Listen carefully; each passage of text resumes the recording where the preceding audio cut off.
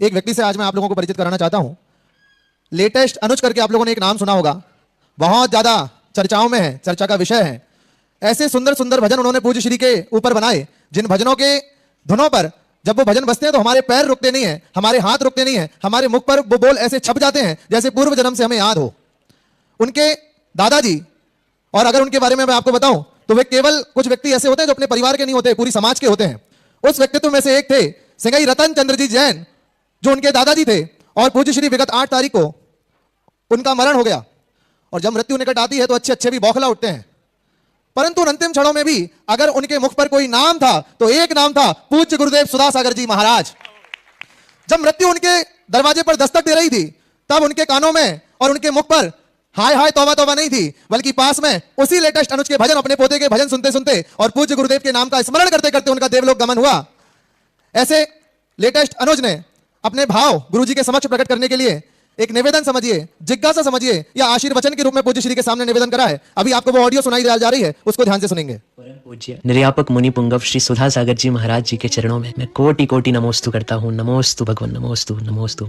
गुरुदेव, मैं singer latest अनुज जैन, आपकी असीम कृपा से मुझे आपके 100 से भी अधिक भजन गाने का सौभाग्य प्राप्त हुआ। लेकिन मेरे लिए सबसे बड़ा आशीर्वाद वह था जब मेरे दादाजी ने अपने अंतिम समय में भी वह भजन सुने जो मैंने आपके चरणों को याद करते हुए गाए थे। 8 मई को मेरे आदरणीय दादाजी श्रीमान सिंघई रतन चंद्र जैन जी, उनका संलेखना पूर्वक समाधि मरण हुआ। और अपने आखिरी संदेशों में भी उन्होंने मेरे भजनों की बहुत प्रशंसा की, लेकिन हर बार वे यही कहते थे कि ये सब मुनि पुंगव श्री सुधा सागर जी महाराज जी का आशीर्वाद है, उनकी कृपा है, उनके चरणों का प्रभाव है, उन्हीं के आशीर्वाद से यह संभव हो पाया है। गुरुदेव, मुझे जीवन में जो भी छोटी बड़ी ऊंचाइयां मिल रही हैं, दादाजी उन सब का श्रेय हमेशा आपके चरणों में ही देते थे। उनकी सबसे बड़ी इच्छा थी कि उन्हें गुरुदेव आपके दर्शन प्राप्त हो, आपका आशीर्वाद प्राप्त हो। आज वे हमारे बीच नहीं है, लेकिन उनका आशीर्वाद, उनका विश्वास और उनके अंतिम शब्द आज भी मेरे साथ है। गुरुदेव, बस आपसे इतना ही आग्रह है कि जहां कहीं भी उनकी आत्मा हो, उन पर आप अपना आशीर्वाद और कृपा अवश्य बनाए रखना, क्योंकि उन्हें आपके आशीर्वाद की सबसे ज्यादा आवश्यकता थी। एक दादाजी का आखिरी वॉइस नोट जो वो गुरुदेव के चरणों में और मुझे दे के गए हैं, वो मैं आपको सुनाना चाहता हूँ। बेटा अनुज, आपको बहुत बहुत शुभकामनाएं। आपने इस भजन के द्वारा सारे श्रद्धालुओं को अपना सब कुछ निछावर करके निर्यापक मुनि श्री सुधा सागर महाराज के चरणों में अपनी भावनाएं व्यक्त की। आपके लिए बहुत बहुत साधुवाद। जय जिनेन्द्र। ये दादाजी का आखिरी मैसेज था, आखिरी वॉइस नोट था, ये आखिरी शब्द थे मेरे दादाजी के। इसके बाद फिर वो कुछ नहीं बोल पाए। हे गुरुदेव, मेरे दादाजी को आपका मंगल आशीर्वाद प्राप्त हो, बस यही मेरी भावना है। नमोस्तु भगवान, नमोस्तु भगवान, नमोस्तु भगवान।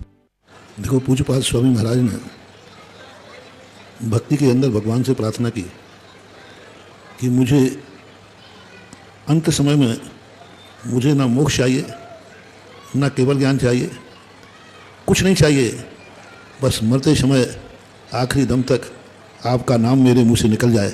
यह बात पूज्यपाद स्वामी ने कहा। समाधि के समय यदि व्यक्ति के श्रद्धेय का नाम, जिसके प्रति श्रद्धा हो, वो गुरु भी हो सकता है, भगवान भी हो सकता है। जिस अंतिम श्रद्धा जिसके प्रति होती है और अंतिम समय तक उसका नाम निकल जाता है, यही उनकी जिंदगी भर की सफलता का संदेश होता है। और यही उनके भविष्य की उज्ज्वलता का, सफलता का संदेश है कि उन्होंने जिस प्रकार से अपनी आराधना की भावना की, अंतिम शब्द उन्होंने बोले और अंतिम शब्द तक उन्होंने वह सुना, यही उनके लिए आपको कोई चिंता करने की जरूरत नहीं। वो अपनी भावनाओं में सफल हुए, पूर्णतः पास हुए और वो सदगति को प्राप्त हुए। क्योंकि अंतिम समय पर इस प्रकार के वाक्य एक उनकी अंतरंग साधना और समर्पण का प्रतीक है। बहुत अच्छा। अपने श्रद्धेय को जिंदगी भर याद रहना अलग चीज़ है, और श्रद्धेय को जिंदगी के अंतिम समय पर होंठों पर आ जाए, इससे बड़ा और कुछ नहीं हो सकता है। बहुत आशीर्वाद जहाँ भी हैं वो बहुत अच्छे हैं। मुझे उनके लिए शांति और सुख की कामना करने की ज़रूरत नहीं है, क्योंकि उन्होंने अपना अंतिम संदेश में ही अपने सुख और शांति का संदेशा दे के गए कि मैं जहाँ भी जा रहा हूँ सुख शांति से रहूँगा। मेरा आशीर्वाद। आपके दरबार में आके क्या मांगे, हमारी तो मांग ही बस इतनी थी कि आपके दरबार तक पहुंच जाए।